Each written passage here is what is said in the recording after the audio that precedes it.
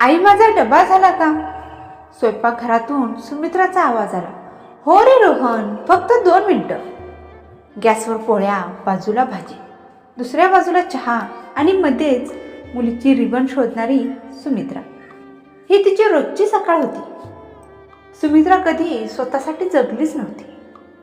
तिचं जग म्हणजे नवरा अनिल, मुलगा रोहन, मुलगी माया आणि ते छोटंसं घर. अनिल दरवाजातून बाहेर पडताना नेहमी म्हणायचा, सुमित्रा, तू आहेस म्हणून हे घर आहे. ती फक्त हसायची, कारण तिला माहीत होतं घर टिकवणं ही तिची जबाबदारी आहे. आणि आनंदही. रात्री सगळे जेवत बसले होते. सुमित्रा अचानक म्हणाली, एक वचन द्याल? रोहन हसला.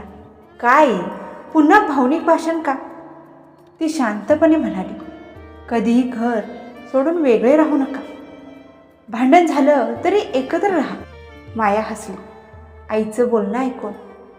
आई, तू ना सिनेमातली आई आहेस. सुमित्रा हसली, पण मनात कुठेतरी भीती होती. कारण तिला माहीत होतं घर तुटायला फार काही लागत नाही. केव्हा वर्ष निघून गेली समजलंच नाही. रोहन मोठा इंजिनियर झाला. माया लग्न करून पुण्यात गेली. घरात आता फक्त सुमित्रा आणि अनिलच राहत होते. एक संध्याकाळ अशी आली की अनिल छातीला हात धरून खाली बसला. सुमित्रा, श्वास घेता येत नाही. सुमित्राने लगेचच अनिलला रुग्णालयात नेले. डॉक्टर, मशीनचे आवाज. सुमित्रा अनिलचा हात धरून रडत होती. अनिल हळू म्हणाला, घर सांभाळ, मुलांना दूर जाऊ देऊ नको. आणि मॉनिटरचा आवाज सरळ झाला. सुमित्राच्या आयुष्याचा आधार केला. अनिलच्या फोटोसमोर दिवा लावून सुमित्रा बसली होती. घरात पूर्ण शांतता. पूर्वी इथे मजा, मस्ती, दंगा असायचा. आता घड्याळाचा आवाजही मोठा वाटत होता. अचानक फोन वाजला. रोहन, आई, माझ्याकडे मुंबईला ये. माया म्हणाली, आई, माझ्याकडे राहा. सुमित्रा हळू म्हणाली, मी इथंच ठीक आहे. हे घर सोडून नाही जाणार. कारण त्या घरात फक्त भिंती नव्हत्या, अनिलच्या आठवणी होत्या. काही दिवसांनी रोहनचं लग्न झालं. नेहा या मुलीशी. नेहा घरात आली. सुंदर, शिक्षित, आधुनिक.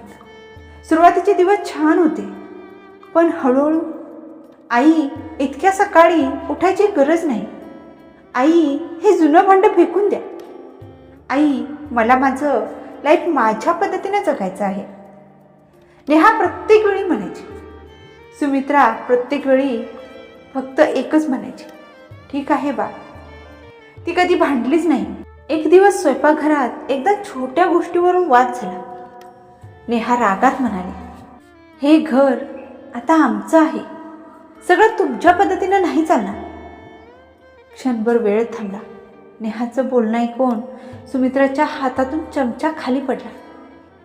ती काही बोलली नाही. रात्री मात्र अनिलच्या फोटोसमोर बसून म्हणाली, आपलं घर आता माझं राहिलं नाही होते. सकाळी सुमित्राने शांतपणे बॅग भरली. आईच्या हातातील बॅग बघून रोहन घाबरला. आई, कुठे चाललीस? ती हसली आणि म्हणाली, थोडं देवदर्शन करून येते. खूप दिवस झाले देवाला गेलेच नाही. पण ती प्रत्यक्षात तिच्या जुन्या गावात निघाली, जिथे तिचं बालपण होतं, जिथे तिला अजूनही सुमी म्हणणारे लोक होती. मुंबईत घर आवरताना रोहनला आईची जुनी डायरी सापडली. पहिल्या पानावर लिहिलं होतं, घर म्हणजे भिंती नाहीत, घर म्हणजे लोक, त्यांचे प्रेम, त्याग आणि क्षण. दुसऱ्या पानावर, मी नसले तरी माझी मुलं एकत्र राहू. रोहनच्या डोळ्यात पाणी आलं. नेहा शांत झाली. ती कुजबुजली, आपण खूप चुकीचं केलं. दोघं गावी गेले. मंदिरात सुमित्रा शांत बसली होती. रोहन धावत जाऊन तिच्या पायावर पडला. आई, माफ कर, घर तुझंच आहे. नेहा रडत म्हणाली, आई, आम्ही चुकलो. सुमित्रा त्यांच्याकडे पाहत होती. डोळ्यात पाणी, पण चेहऱ्यावर प्रेम. ती फक्त म्हणाली, घर कोणाचं नसतं, घर सगळ्यांचं असतं. पुन्हा सगळे मुंबईला आले. घरात पुन्हा सण, पुन्हा आनंद, पुन्हा एकत्र जेवण. सुमित्रा देवासमोर दिवा लावत म्हणाली, देवा, माझं घर वाचवलंस. खिडकीतून सूर्यकिरण आत आला. जणू अनिल म्हणत होता, मी सांगितलं होतं ना, तू आहेस म्हणून घर आहे. सुमित्रा हसली आणि यावेळी तिच्या डोळ्यात आनंदाचे अश्रू होते. घर तुटत नाही आवाजाने, घर तुटतं न बोलण्याने, आणि घर वाचतं एका आईच्या शांत प्रेमाने.